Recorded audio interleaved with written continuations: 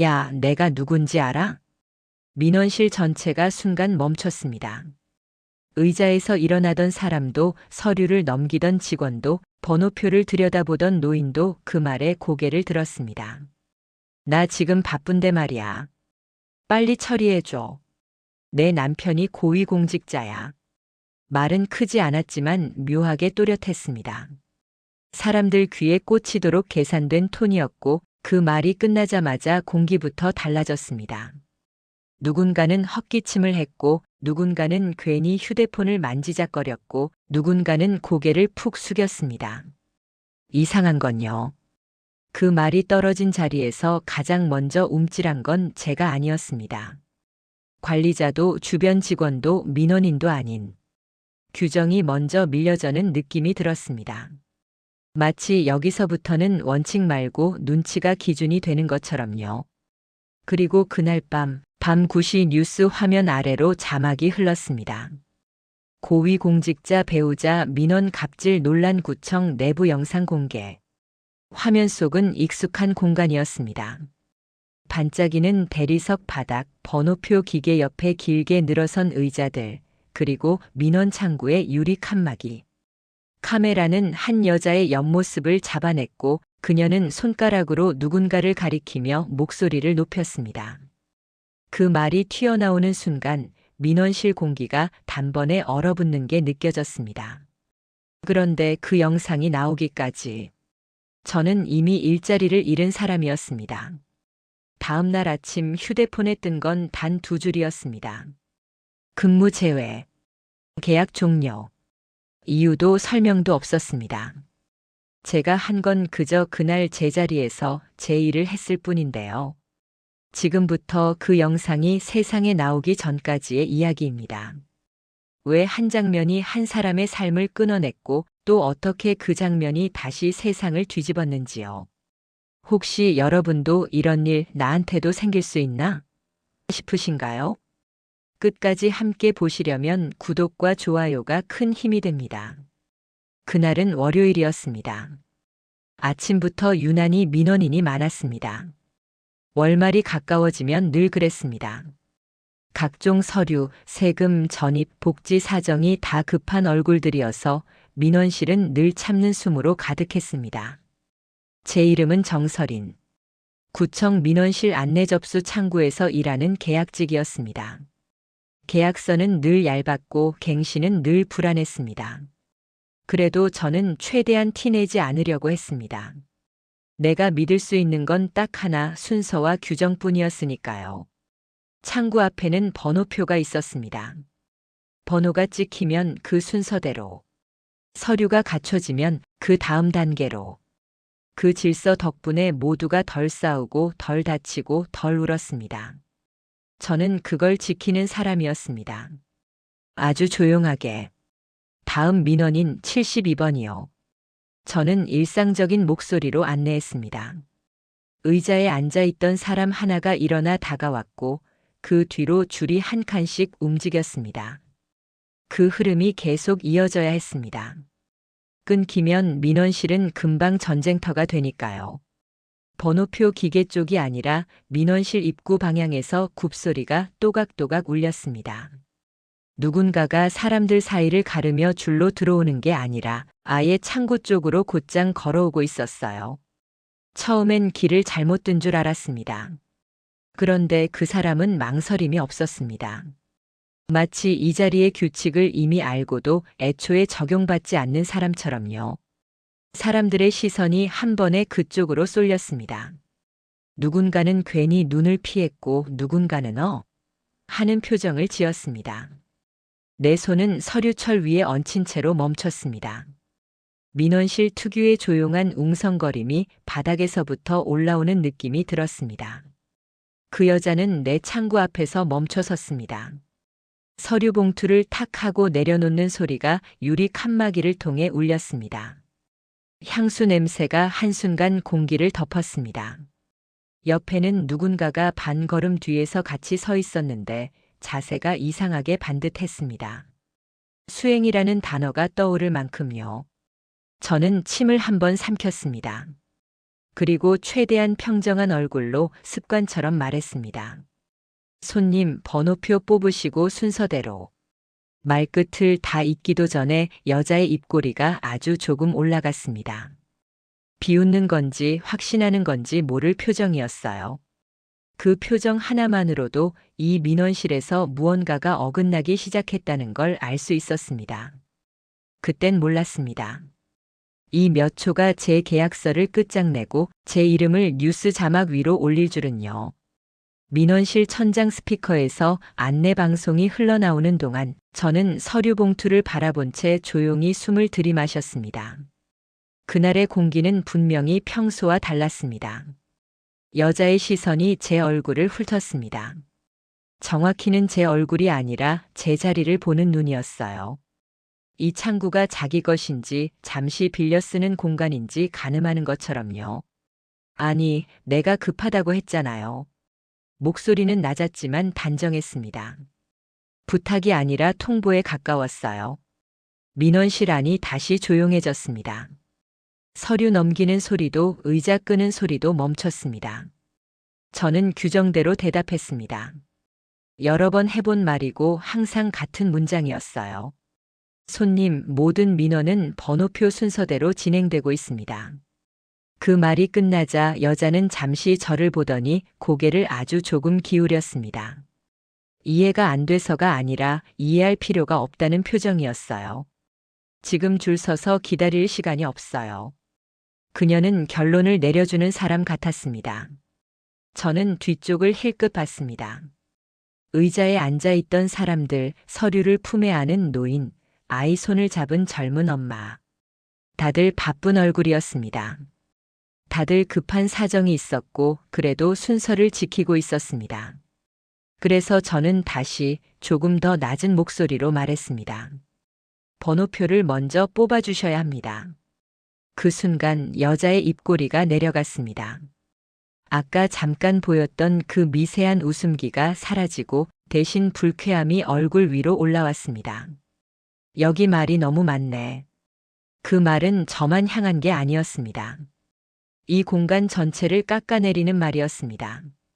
마치 여기 있는 사람들 모두가 자기 시간을 낭비하게 만든 존재라는 듯이 뒤에서 누군가 작게 숨을 들이마시는 소리가 들렸습니다. 웅성거림이 아주 낮게 번졌습니다. 하지만 아무도 나서지 않았습니다. 다들 알고 있었으니까요. 이런 상황에서 괜히 끼어들면 피곤해진다는 걸. 저는 키보드 위에 올려둔 손에 힘을 줬습니다. 손가락 끝이 살짝 굳어갔지만 얼굴은 그대로 두었습니다. 이건 내 감정 문제가 아니라 업무였으니까요. 손님, 다른 분들도 모두 기다리고 계셔서. 말을 잇는 도중 여자가 손에 들고 있던 서류 봉투로 창구 유리를 가볍게 두드렸습니다. 탁! 소리는 크지 않았는데 이상하게 크게 들렸습니다. 봐요. 이거 그냥 확인만 하면 되는 거잖아. 이런 거 원래 빨리 해주는 거 아니에요? 그 말에 옆에 서 있던 반듯한 자세의 남자가 처음으로 고개를 들었습니다. 말은 하지 않았지만 시선이 나를 눌렀습니다. 서두르라는 압박 그 자체였습니다. 저는 그 시선을 애써 무시했습니다. 그리고 다시 한번 같은 말을 반복했습니다. 죄송하지만 규정상. 그때였습니다. 여자가 갑자기 내 말을 잘랐습니다. 아, 됐고. 내가 누군지 알고. 그리고는 주변을 한번 둘러봤습니다. 마치 누가 듣고 있는지 확인하는 사람처럼요. 그 순간 저는 알 수 없는 불안이 등 뒤에서부터 올라오는 걸 느꼈습니다. 아직 아무 일도 벌어지지 않았는데 이상하게도 이미 선은 넘어졌다는 느낌이 들었습니다. 민원실 벽에 걸린 시계 초침 소리가 유난히 크게 들렸습니다. 시간은 흐르고 있었고 그 시간은 나 편이 아닌 것 같았습니다. 그때는 몰랐습니다. 이 다음에 나올 한 문장이 이 민원실의 공기를 완전히 바꿔버릴 줄은, 그리고 사람들의 태도가 한쪽으로 기울기 시작할 줄은. 여자는 팔짱을 끼지 않았습니다. 오히려 두 손을 느슨하게 모은 채 창구 앞에 가만히 서 있었습니다. 그 태도가 더 불편했습니다. 소리를 지르지도 않았고 화난 얼굴도 아니었으니까요. 제가 급하다고 말씀드렸죠? 낮고 차분한 목소리였습니다. 하지만 그 말에는 묘하게 반박할 틈이 없는 느낌이 섞여 있었습니다. 저는 고개를 끄덕이지도 고개를 젓지도 않았습니다. 그저 하던 말을 이어갔습니다. 손님 번호표 순서대로. 여자는 내 말을 끝까지 듣지 않았습니다. 말을 자른 것도 아니었습니다. 그저 듣지 않기로 선택한 사람의 표정이었습니다. 그 순간 민원실 안에서 아주 작은 변화들이 일어났습니다. 의자를 끌던 소리가 멈췄고 서류를 넘기던 손이 잠깐 멈췄습니다. 누군가는 괜히 휴대폰을 들여다봤고 누군가는 나를 보다가 시선을 피했습니다.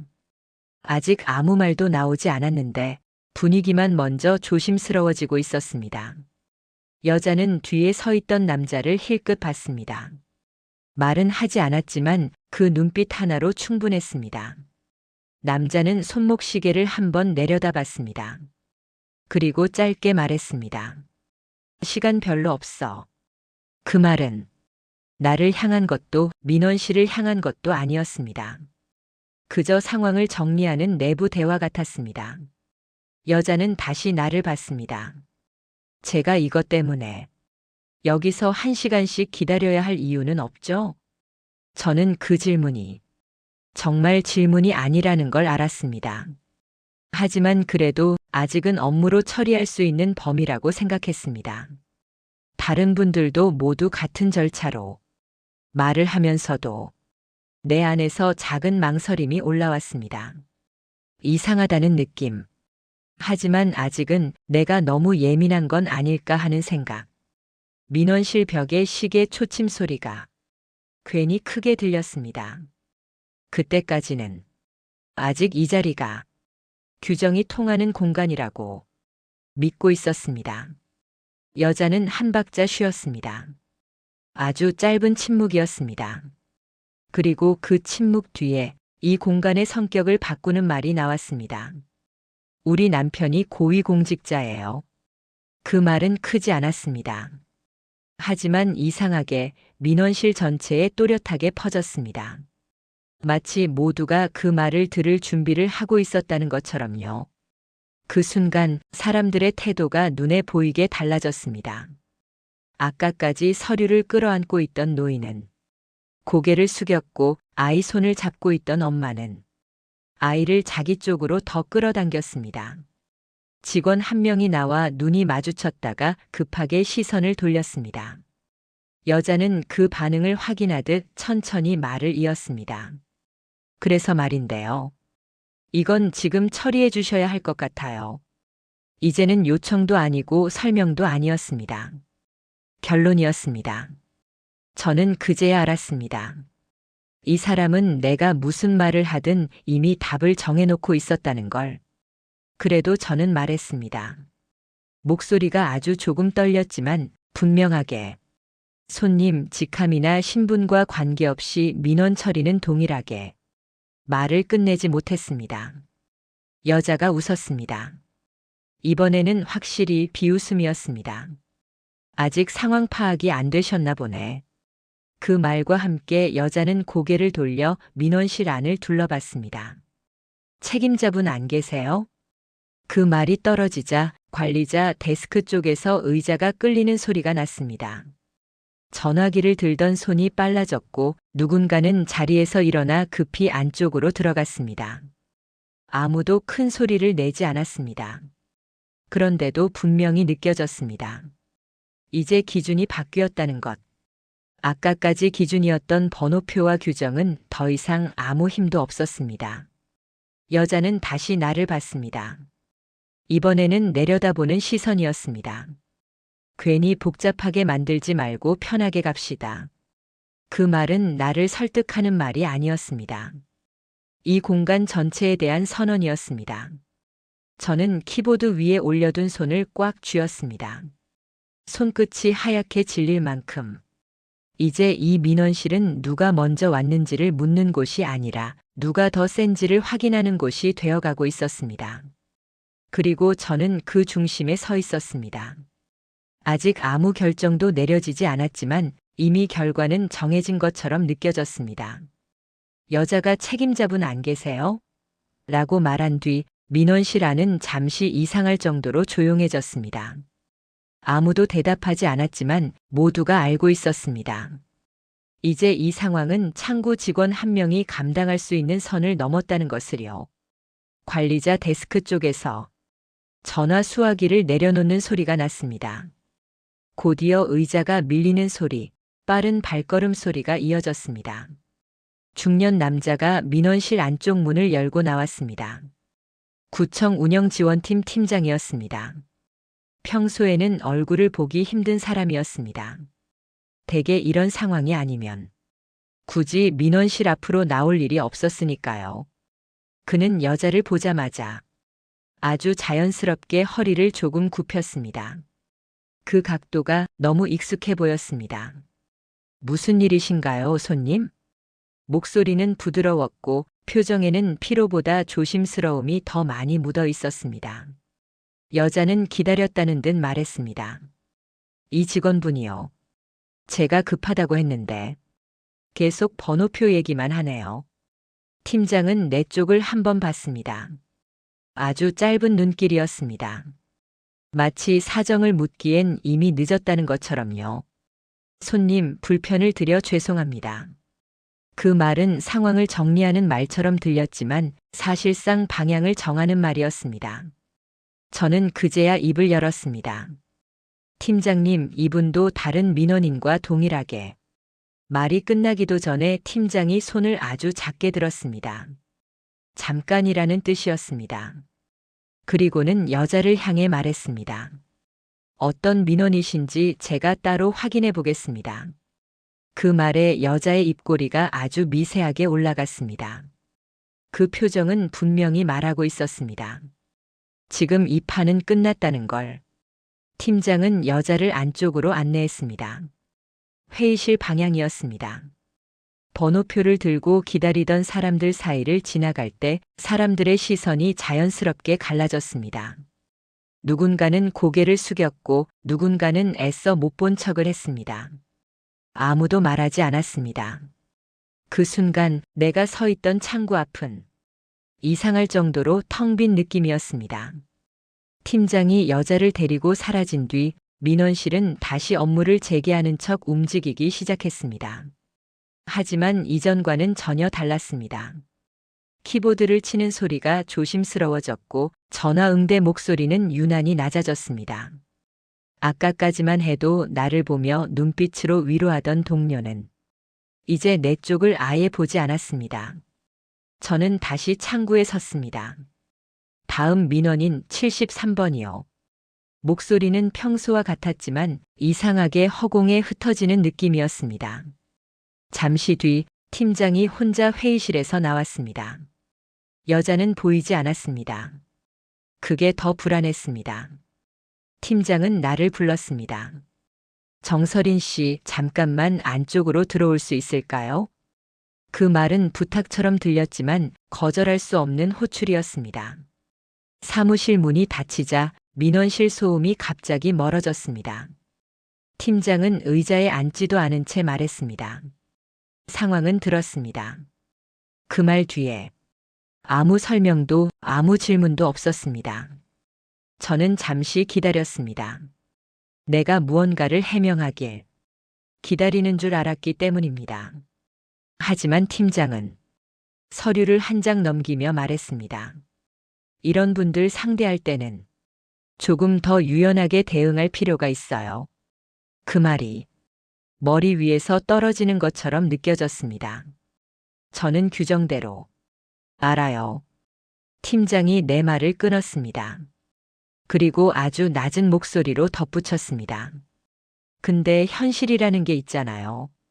그 현실이라는 단어가 가슴 안으로 묵직하게 들어왔습니다. 팀장은 마지막으로 이렇게 말했습니다. 오늘은 일단 창구에서 빠져요. 이유는 설명되지 않았습니다. 기간도 말해주지 않았습니다. 그저 자리에서 치워진다는 사실만 남았습니다. 사무실을 나와 민원실로 돌아왔을 때 내 자리는 이미 다른 직원이 서 있었습니다. 아무도 설명하지 않았고 아무도 사과하지 않았습니다. 그날 저는 하루 종일 서류 정리만 했습니다. 사람을 상대하지 않는 자리에서 조용히. 그리고 그때부터였습니다. 이 일이 그날 하루로 끝나지 않으리라는 걸 어렴풋이 느끼기 시작한 건 그날 이후로 저는 더 이상 창구에 서지 않았습니다. 정확히 말하면 서지 못하게 되었습니다. 아침에 출근하면 관리자는 나를 피했고 동료들은 나를 먼저 부르지 않았습니다. 업무 배정표에서 내 이름은 늘 애매한 자리로 밀려 있었습니다. 서류 정리, 보조 업무 대기. 사람을 직접 상대하지 않는 일들이었습니다. 민원실 한가운데가 아니라 구석 책상. 창구가 보이지만 닿을 수는 없는 거리. 누군가 대신 내 자리에 서 있는 걸 하루에도 몇 번씩 보았습니다. 그 사람이 잘못해서 혼저는 소리, 민원인이 언성을 높이는 소리, 그 모든 걸 들으면서도 저는 끼어들 수 없었습니다. 괜히 나섰다가 또 문제가 될까 봐서요. 동료 하나가 점심시간에 조심스럽게 말했습니다. 서린 씨 너무 마음 쓰지 마요. 그 말이 더 아팠습니다. 마음 쓰지 말라는 말은 이미 정리 대상이 되었다는 뜻처럼 들렸습니다. 저는 그날 저녁 집에 돌아와 가방을 내려놓고도 한참 동안 앉아 있었습니다. 불도 켜지 않은 채로요. 휴대폰을 꺼내 그날의 일정 메시지를 다시 읽었습니다. 오늘은 창구 근무 제외. 짧은 문장이었습니다. 사유도 없고 기간도 없었습니다. 그제야 깨달았습니다. 이건 경고도 아니고 훈계도 아니라는 걸. 조용한 배제였습니다. 그날 밤 잠이 오지 않았습니다. 눈을 감으면 민원실 풍경이 떠올랐습니다. 번호표를 들고 기다리던 사람들, 그 여자의 얼굴, 관리자의 고개 숙인 자세. 그리고 그 모든 장면에서 유일하게 똑같았던 게 있었습니다. 아무도 기록하지 않았다는 것. 다음 날 출근하자마자 저는 개인 수첩을 꺼냈습니다. 늘 가방 안에만 있던 작은 노트였습니다. 날짜를 적었습니다. 요일도 적었습니다. 그리고 그날 있었던 일을 아주 담담하게 적기 시작했습니다. 오전 10시 40분. 고위공직자 배우자라고 밝힌 민원인, 번호표 없이 창구 접근. 관리자 호출 이후. 본인은 회의실로 이동. 본인 정서리는 창구 근무 제외. 감정은 쓰지 않았습니다. 억울하다는 말도 분하다는 말도 적지 않았습니다. 그저 무슨 일이 있었는지만 남겼습니다. 이상하게도 그렇게 쓰고 나니 가슴이 조금 가벼워졌습니다. 그날 이후로 저는 매일 기록했습니다. 누가 언제 어떤 이유로 무슨 말을 했는지. 팀장이 나를 부른 시간, 동료가 대신 배정받은 업무, 내 이름이 빠진 근무표. 아무도 보지 않는다고 생각했겠지만 저는 전부 보고 있었습니다. 며칠 뒤 관리자가 내 책상을 스쳐 지나가며 말했습니다. 요즘 일지 잘 쓰시네요. 칭찬처럼 들렸지만 저는 그 말에 손끝이 잠깐 멈췄습니다. 왜 그걸 알고 있을까? 그날부터 저는 노트를 서랍 안에 넣지 않았습니다. 가방 맨 위에 두었습니다. 누가 봐도 보이게. 그 변화는 내 태도를 바꾸기 위한 게 아니었습니다. 상대를 바꾸기 위한 것도 아니었습니다. 내가 더 이상 아무 일도 없었던 사람처럼 사라지지 않기 위해서였습니다. 그 여자는 그 이후로 민원실에 다시 나타나지 않았습니다. 하지만 저는 알았습니다. 이 일이 여기서 끝나지 않을 거라는 걸. 며칠 후 휴대폰에 낯선 번호로 부재중 전화가 하나 찍혀 있었습니다. 그리고 다음 날 아침 관리자에게서 이런 말을 들었습니다. 이번 계약건은 조금 다시 봐야 할 것 같아요. 그 말을 듣는 순간 저는 이미 알고 있었습니다. 이제부터는 참는 걸로는 아무것도 지킬 수 없다는 걸. 그래서 저는 그날 노트 맨 마지막 줄에 이렇게 적었습니다. 이건 개인적인 일이 아니다. 구조의 문제다. 그 문장을 적는 순간 저는 더 이상 혼자 버티는 사람이 아니었습니다. 그날은 아무 일도 없을 것처럼 시작됐습니다. 아침 출근 시간 구청 앞 은행나무 잎이 바람에 조금 떨어져 있었습니다. 가을이 다가오는 시기였고 민원실은 여전히 붐볐습니다. 다만 하나 달라진 게 있다면 저는 여전히 창구에 서 있지 않았다는 것뿐이었습니다. 서류 정리 책상에 앉아 파일을 정리하고 있는데 휴대폰이 진동했습니다. 모르는 번호였습니다. 받지 않았습니다. 잠시 뒤 메시지 하나가 도착했습니다. 구청 인사팀. 정설희님, 계약 관련하여 안내드릴 사항이 있어 연락드렸습니다. 확인 부탁드립니다. 가슴이 순간 아래로 쿵 내려앉았습니다. 계약 관련. 그 단어는 우리 같은 계약직에게 설명 없이도 모든 걸 말해주는 말이었습니다. 점심시간이 지나고 관리자가 나를 불렀습니다. 인사팀에서 연락받았어요? 저는 고개를 끄덕였습니다.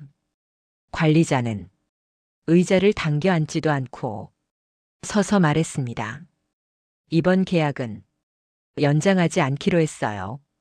저는 아무 말도 하지 않았습니다.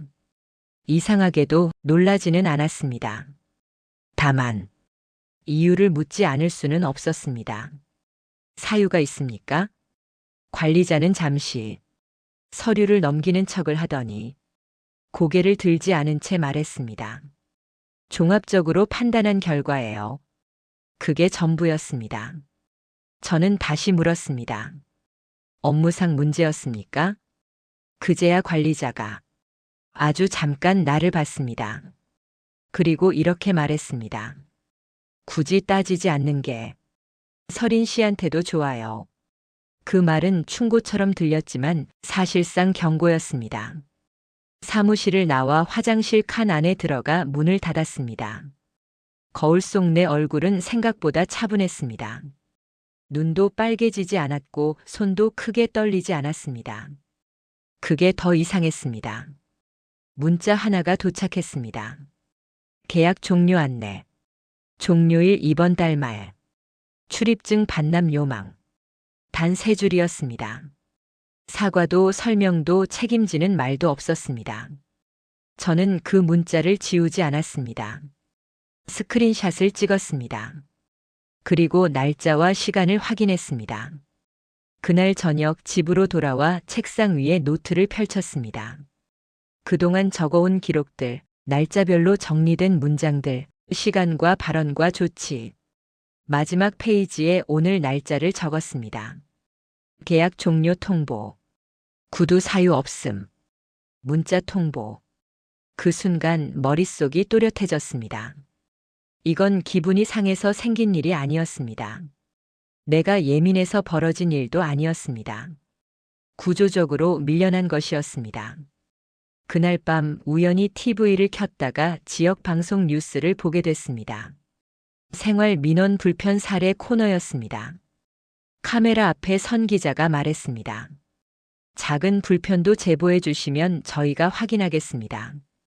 저는 리모컨을 내려놓고 화면을 바라봤습니다. 그리고 문득 한 사람이 떠올랐습니다. 얼굴은 모르지만 목소리는 또렷했던 사람. 며칠 전 민원실 한쪽에서 휴대폰을 들고 서 있던 누군가. 그때 렌즈가 이쪽을 향해 있었다는 걸 이제야 떠올렸습니다. 저는 휴대폰을 집어들었습니다. 메모장에 한 줄을 적었습니다. 이건 개인 문제가 아니다. 공개되어야 한다. 그리고 처음으로 노트맨 뒤에 연락처를 하나 적었습니다. 지역 방송국 제보번호. 그날 밤 잠들기 전 저는 생각했습니다. 이미 잃을 건 없다는 걸. 이제 남은 건 남기는 것뿐이라는 걸. 제보 버튼을 누르기까지 생각보다 오래 걸리지 않았습니다. 지역 방송국 홈페이지. 생활 속 불합리 제보라는 문구 아래 짧은 설명이 붙어 있었습니다. 익명 가능. 사실 확인 후 취재 여부 결정. 저는 한참 동안 빈 입력창을 바라보다가 노트를 옆에 펼쳤습니다. 이미 정리된 문장들이 있었기 때문에 새로 쓸 건 많지 않았습니다. 날짜, 장소, 직책, 발언, 그 이후의 조치, 감정은 모두 지웠습니다. 억울함도 분노도 넣지 않았습니다. 그건 취재에 필요 없는 말들이니까요. 구청 민원실 계약직 직원, 고위공직자 배우자 민원 응대 이후, 창구 근무 배제, 계약 종료 통보. 그 문장을 쓰고 나서 파일을 하나 첨부했습니다. 계약 종료 문자 캡처, 근무 배정표 사진, 내 기록 일부. 전송 버튼을 누르자 화면에 짧은 문장이 떴습니다. 접수되었습니다. 그게 전부였습니다. 며칠 동안 아무 연락도 없었습니다. 저는 출근하지 않았고 아침마다 자동으로 눈이 떠질 뿐이었습니다. 그런데 5째 날 아침 전화가 울렸습니다. 이번에는 모르는 번호였지만 이상하게 받지 않을 이유가 없었습니다. 정설인 씨 맞으시죠? 차분한 남자 목소리였습니다. 딱히 높지도 낮지도 않았습니다. 지역 방송국 팀입니다. 제보 내용 확인차 연락드렸어요. 그 한마디에 손바닥에 땀이 찼습니다. 통화 가능하신가요? 저는 잠시 숨을 고르고 대답했습니다. 네, 가능합니다. 그는 바로 본론으로 들어가지 않았습니다. 대신 이렇게 말했습니다. 먼저 확인할 게 있습니다. 이 제보 방송으로 나갈 수도 있다는 거 알고 계시죠? 저는 대답하지 않았습니다. 대답 대신 잠깐의 침묵을 선택했습니다. 그 침묵을 그는 재촉하지 않았습니다. 괜찮습니다. 지금 당장 결정 안 하셔도 됩니다. 그 태도가 이상하게 신뢰가 갔습니다. 그는 내가 보낸 자료를 하나씩 짚었습니다. 계약 종료 통보는 문자였고 사유는 없었죠? 근무 배제는 구두 지시였고 문서로 남지 않았고요. 저는 그가 말하는 대로 짧게 네만 반복했습니다. 그러다 그가 이렇게 말했습니다. 이건 개인 감정 문제로 보긴 어렵네요. 그 말 한마디에 가슴 안에서 뭔가가 내려앉았습니다. 그는 이어서 말했습니다. 비슷한 제보가 이전에 한두 건 있었습니다. 같은 방식으로요. 저는 그 말을 듣고 노트를 꽉 쥐었습니다. 나만의 일이 아니었다는 것. 그게 위로인지 더 큰 부담인지 알 수 없었습니다. 다만 그가 말을 이었습니다. 방송이 되려면 확인해야 할 게 많습니다. 녹취나 영상은 없으시죠? 저는 고개를 저었습니다. 전화기 너머라 보이지도 않을 텐데요. 그는 잠시 멈췄다가 말했습니다. 그날 현장에 목격자가 있을 가능성은요? 그 질문에 민원실 한쪽에서 휴대폰을 들고 있던 그 사람의 모습이 선명하게 떠올랐습니다. 있을 수도 있습니다. 내 목소리가 조금 달라졌습니다. 그는 그 변화를 놓치지 않았습니다. 찾아보죠. 아주 짧은 말이었습니다. 전화를 끊기 전 그는 마지막으로 이렇게 말했습니다. 정설인 씨, 이 과정에서 불편한 일이 생길 수도 있습니다.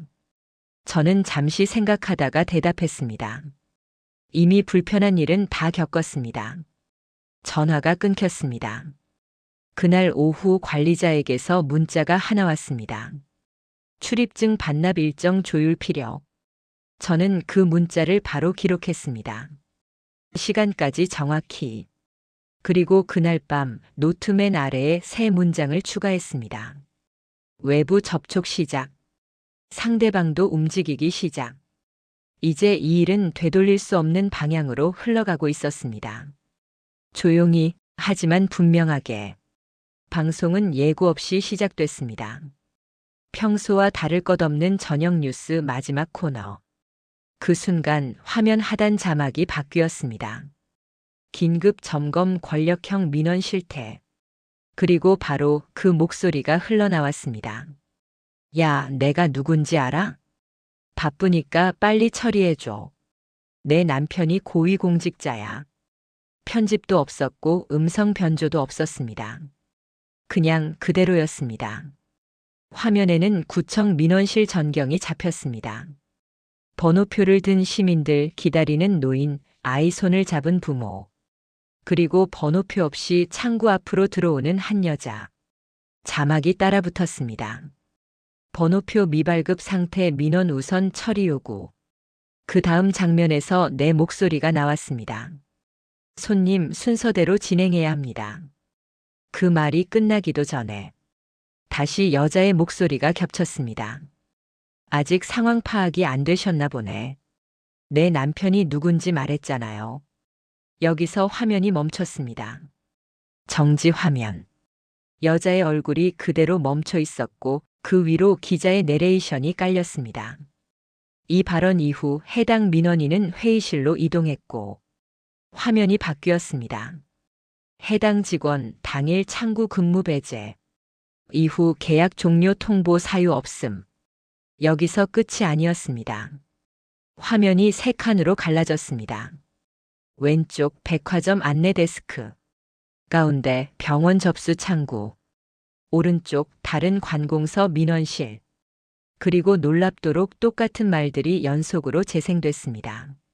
내 남편이 어디 있는 사람인지 알아요? 위에서 처리하라던데요. 괜히 일 크게 만들지 말아요.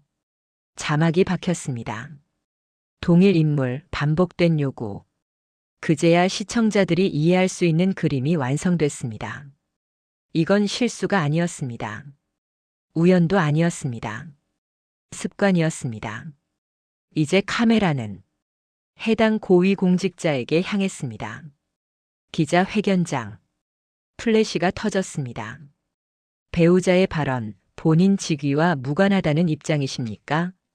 남자는 잠시 말을 고르다 대답했습니다. 개인적인 일탈이며 제 직무와는 전혀. 그 순간 기자가 말을 끊었습니다. 그럼 이 음성은 뭡니까? 대형 화면에 다시 그 장면이 재생됐습니다.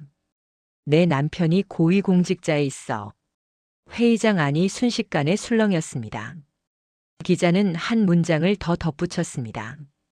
개인 행동이라면 왜 처리 결과는 항상 공식 절차 변경으로 이어졌습니까? 남자는 입을 열었다가 아무 말도 하지 못했습니다. 그 장면이 뉴스 메인 화면에 그대로 나갔습니다. 그날 밤 포털 실시간 검색어 1위. 고위공직자 배우자 갑질. 댓글은 그야말로 폭발이었습니다. 개인 행동. 웃기고 있네. 절차를 망가뜨린 건 누군데? 이제 와서 남편은 모른다. 다음 날 아침 구청 홈페이지 공지가 바뀌었습니다. 계약 종료 재검토. 민원 응대 관리자 직무조사 착수. 그리고 오후 한 줄짜리 속보가 떴습니다. 해당 관리자 직무 배제. 저는 그 속보를 조용히 캡처했습니다. 노트 맨 마지막 장에 붙이고 이렇게 적었습니다. 그날 민원실에서 무너졌던 건 내 자리가 아니라 그들의 체면이었다. 그제야 숨이 제대로 쉬어졌습니다. 그 사람이 누구의 아내든 누구의 남편이든 모두가 보는 자리에서는 아무 소용이 없다는 걸 세상이 확인한 순간이었습니다. 그 후로 저는 한동안 민원실 근처에 가지 않았습니다. 다시 보게 될까 봐서가 아니라 이미 그곳은 내 기억 속 자리와 달라졌기 때문입니다. 방송이 나간 지 정확히 보름째 되던 날 구청에서 전화가 왔습니다. 정설인 씨 맞으시죠? 조심스러운 목소리였습니다. 예전처럼 명령하듯 말하지도 형식적인 톤도 아니었습니다. 계약 종료 건에 대해 재검토 결과가 나왔습니다. 저는 아무 말도 하지 않았습니다. 그쪽에서 먼저 말을 이었습니다. 부당한 조치였던 것으로 확인됐습니다. 원하신다면 복직 절차. 그 말을 듣는 순간 이상하게도 가슴이 뛰지 않았습니다. 기쁘지도 통쾌하지도 않았습니다. 다만 확신이 들었습니다. 돌아가도 예전 자리로는 돌아가지 않겠구나. 괜찮습니다. 저는 짧게 말했습니다. 다른 계획이 있습니다. 전화를 끊고 한참을 가만히 앉아 있었습니다. 창밖에서는 아이들 웃음소리가 들렸고 아파트 안내 방송이 흘러나왔습니다. 평범한 오후였습니다. 그 평범함이 그토록 소중하게 느껴진 건 그때가 처음이었습니다. 며칠 뒤 뉴스 하단에 짧은 후속 보도가 나왔습니다. 해당 고위공직자 윤리위 회부 관련 민원 개입 여부 조사 중. 그리고 그보다 더 짧은 기사 하나. 배우자 공식 사과문 발표. 사과문에는 이런 문장이 있었습니다. 경솔한 언행으로 공공질서를 흐린 점 사과드립니다. 이름도 직함도 그 어떤 힘도 그 문장 안에는 없었습니다. 그저 공공질서라는 말만 남아 있었습니다. 그날 이후로 이상한 변화가 하나 생겼습니다. 민원실, 병원, 백화점에서 사람들이 전보다 더 자주 휴대폰을 들기 시작한 겁니다. 누군가 소리를 높이면, 누군가 줄을 무시하면 주변에서 먼저 카메라가 켜졌습니다. 직원이 아니라 시민이 먼저 기록하기 시작했습니다. 아, 찍으세요? 왜 찍어요? 그럴 때마다 대답은 비슷했습니다. 그냥요. 혹시 몰라서요.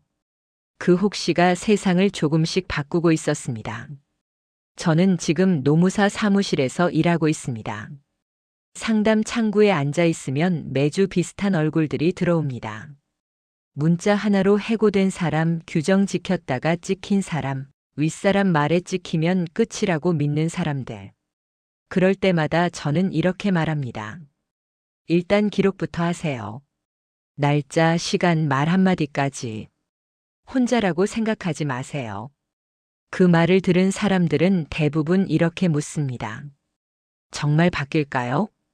그때 저는 웃지 않고 대답합니다. 이미 바뀌고 있어요. 뉴스에 나오지 않아도, 기사 한 줄이 되지 않아도 사람들이 이제는 고개를 덜 숙입니다.